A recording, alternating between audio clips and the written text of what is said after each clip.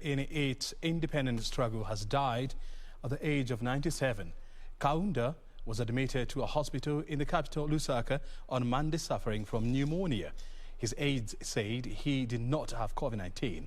In the 1950s, Kaunda was a key figure in what was then Northern Rhodesia independence movement from Britain.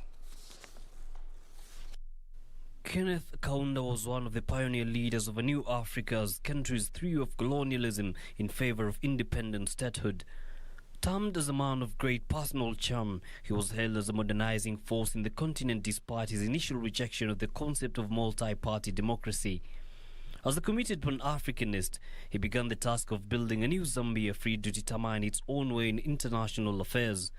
But poor economic management caused his popularity to plummet, and he was voted out of office when free elections were held in 1991. Kenneth David Kaunda was born on 20th April 1924 at a mission station near the border between what was the Northern Rhodesia and the Congo. His father, an ordained Church of Scotland minister, died while he was still a child, leaving a family in straitened circumstances. But the young Kaunda's academic ability won him a place in the first secondary school to be formed in Northern Rhodesia, and he later became a teacher. His work took him to the country's Copperbelt region and to Southern Rhodesia, now Zimbabwe, where for the first time he experienced and deeply resented the full impact of white domination.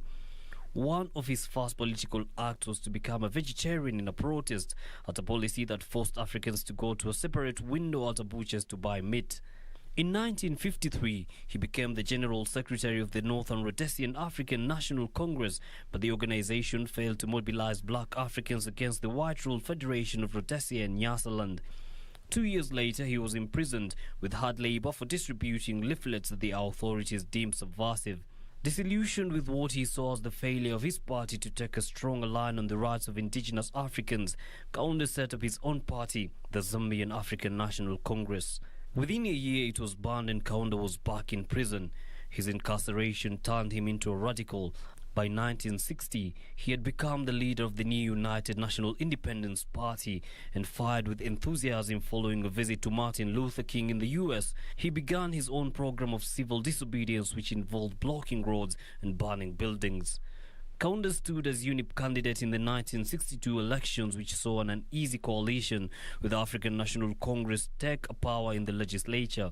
A prolific writer, he published a number of books advancing his ideology of the African socialism, which was picked up by other African leaders including Kwame Nkrumah in Ghana and Julius Nyerere in Tanzania. Away from politics, Kaunda was a keen ballroom dancer and in 2011 was spotted as an enthusiastic audience member at a performance of Dancing with the Stars, the international version of Strictly Come Dancing.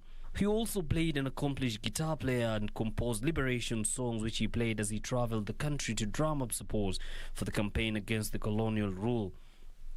His death was announced by his son Kambarage, who wrote on his late father's Facebook page informing the nation that Mzee has rested. Yusuf Farah.